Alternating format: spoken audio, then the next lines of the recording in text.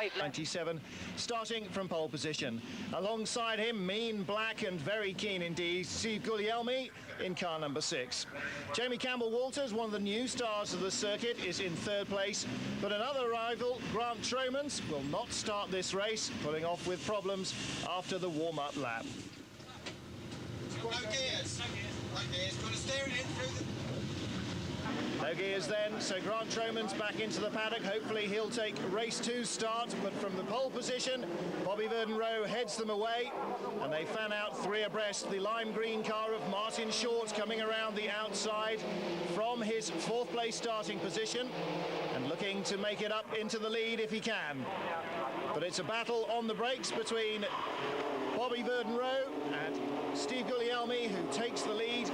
Field streaming through here in this ever-popular TVR Tuscan series. Matt Doman starting on the outside of row 10 of the grid. Shows us what it looks like in the midfield on this first lap of Castle Combe. Well, the action is always fast and furious. One of the Barclays Finance cars off in the grass already, bouncing around and hopefully rejoining.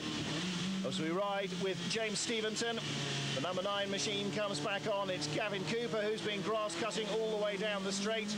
Through Tower they go, heading down towards the end of the first lap. And Steve Guglielmi leads it from Bobby Verden-Rowe with Martin Short in 3rd place. 75, Phil Hindley picks up a place there from Troy Dunlop with a brave move through Camp Corner. And right behind them is 55, Mark Preston in the yellow car, hounding around. So the Leeds trio battling for 1st place, and it's all very tight indeed through the top 6. There's the number 1 marking out the reigning champion Ian Flux. Disastrous time in qualifying saw him starting only 8th, and he's not being able to work very far up the grid from that starting position. Currently in 7th, just ahead of this fraught battle. Phil Hindley having left Troy Dunlop behind now, and a handout from Jamie Campbell-Walter. Jamie Campbell-Walter pulling off on only the 2nd lap.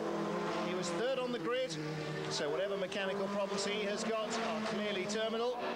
Ian Flux picks up another place, and so too does Bobby Verden-Rowe. The Arch Championship rivals both pick up a slot. Verden-Rowe into the lead. Ian Flux moves up into 6th place. Martin Short there running a little wide. Colin Blower having a look down the inside. There is Flux. As though Colin Blower was having a sniff at Martin Short. He still is. Short's 3rd place very much under threat here. Martin Short, a very experienced racer. Colin Blower with even more miles at the wheels of these cars. And a little bit of gamesmanship going on there by Steve Guglielmi, now with the headlamps ablaze, trying to psych out Bobby Verden-Rowe. And I think it'll take a little bit more than that. The experienced ex-single-seater man came into these cars 2 seasons ago and has really taken to them. Riding again with Matt Doman, heading down towards the start-finish line. We've come out of Tower, flat out through the kink, and then braking hard, changing down the gearbox for Camp Corner. Hugging it tight, 2 wheels on the grass just ahead, a very neat line indeed.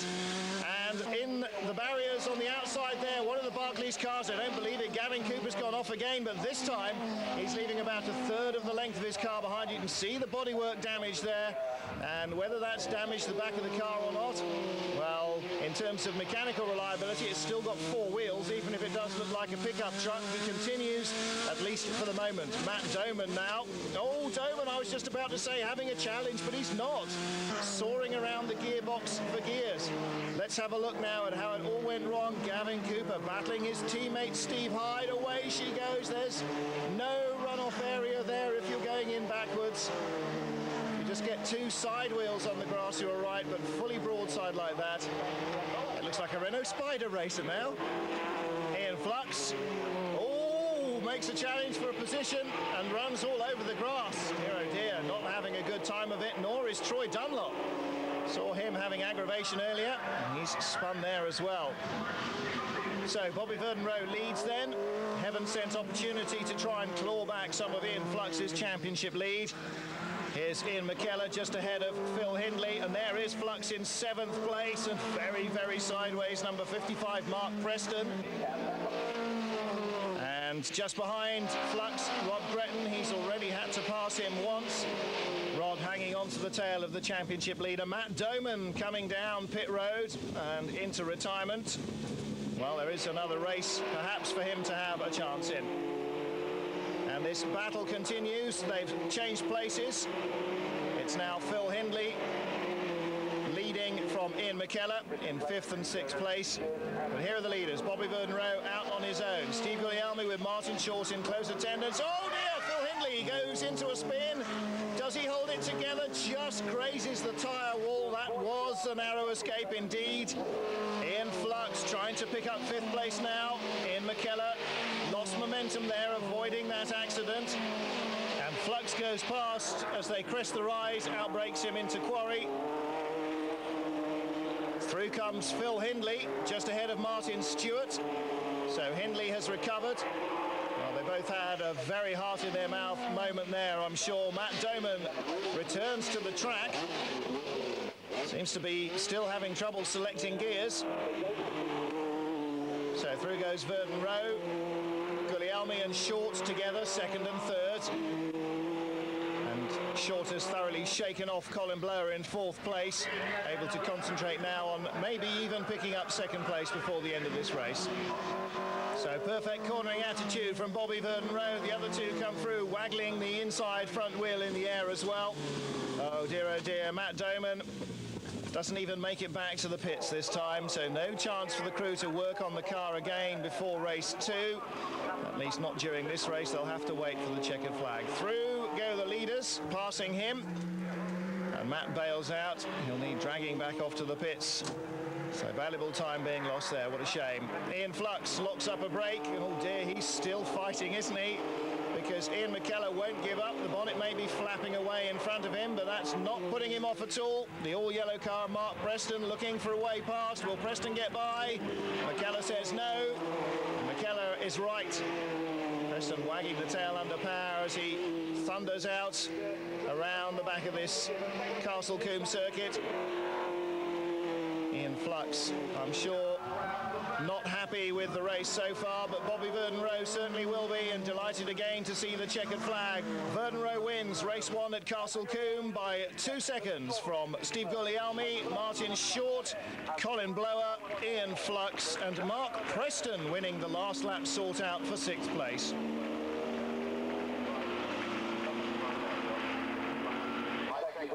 Round 8 of the TVR Tuscan Challenge at Castle Combe, the 2nd race of the afternoon. Bobby Verden-Rowe on pole position from Steve Guglielmi as they started and finished the last race. And Grant Tromans, who didn't even start the first race of the afternoon, does finally get away at the back of the grid. Around the outside, a very fast start from Colin Blower. They go 3 abreast again. James Stevenson, James Stevenson right behind a big blow-up in the first corner. And Stevenson dramatically blinded as oil or water or something was all over the camera lens and therefore all over his windscreen. Well, there is Stevenson with his hand out in the cockpit. And cars off everywhere. The field cut almost literally in half by somebody having a big engine blow-up in the first corner. This is Ian McKellar. He is just on the back of the leading group. And this is almost like the Tour de France. We've got a breakaway group and everyone else. There are the everyone else's, and you can see the filth on the windscreens. Number 3, it's Steve Cole. Steve Cole at the side of the road with a very smoky bonnet. And everybody else having oil removed from their windscreens. Well, here goes the field. Heading up towards the first corner. And big haze in the middle of the pack. Steve Cole spinning on his own oil, and bits of engine or gearbox rolling down the grass on the right-hand side as everybody scatters to avoid the stricken machinery. Riding with Ian McKellar now, chasing Rod Gretton. Oh, it's getting very tight indeed. Oh, how did he find a way down the inside there? That's classic stuff at Camp Corner there. Ian McKellar with the checkered noseband on his yellow car. Rod Gretton, the pink car. Ian Flux right behind them. Well, unbelievably, the race has been allowed to continue, despite oil all over the track and all over some of the cars, and bits of car flying up and hitting some of the other vehicles from that first corner incident. The race continues. So the leaders power on, and it's it's up to the rest of the field to try and catch them up. The way they're battling each other here, that might not be impossible. Ian Flux moves down another slot there as number 75, Phil Hindley, goes past him. Grant Tromans circulating at the back of the pack. Oh dear, and just look at the sort of view that he must have. This is our view through the camera above his windscreen surround. Bobby Burden-Rowe in second place. Steve Guglielmi leads this race as he did race one.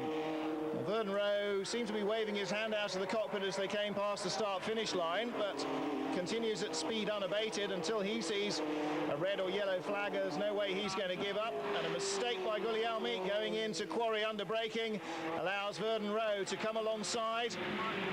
Flame spitting on the down change, he moves up into the lead. Ian Flux passes our cameraman, Ian McKellar. Ian McKellar returns the compliment. And Steve Guglielmi feeling the pressure now. Colin Blower on a charge. Colin Blower third, Martin Short fourth. There's Flux, there's Flux, there's Flux. This is all very close, exciting camera action.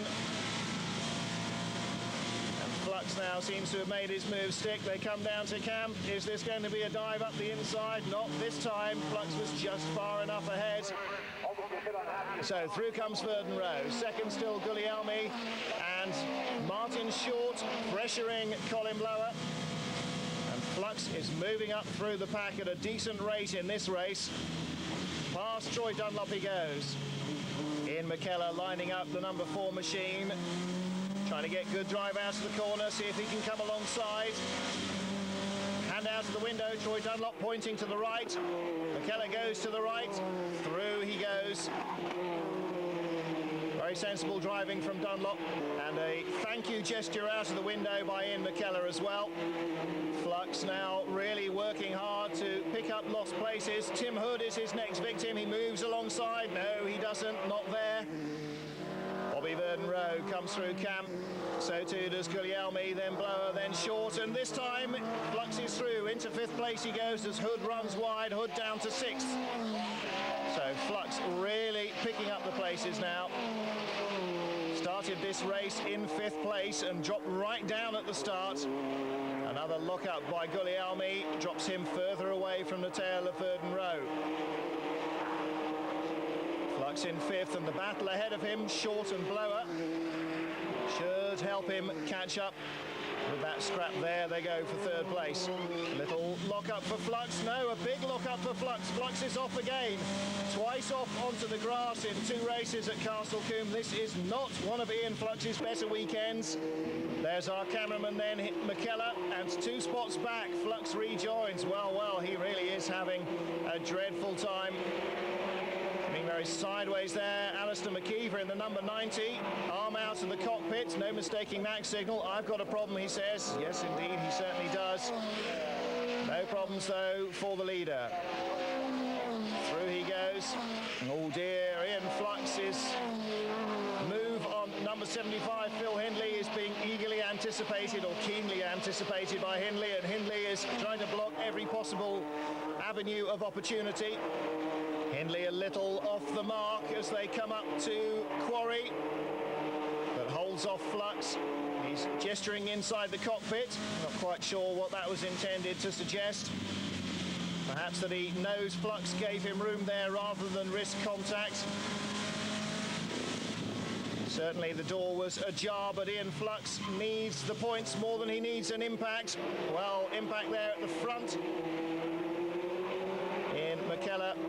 His camera there being used to help barge his way through past the 26 machine of Tim Hood. Bobby Burden-Rowe now with a comfortable margin. Steve Guglielmi in 2nd, and still Colin Blower fighting off Martin Short. Then McKellar, then Hood, then Hindley, then Flux.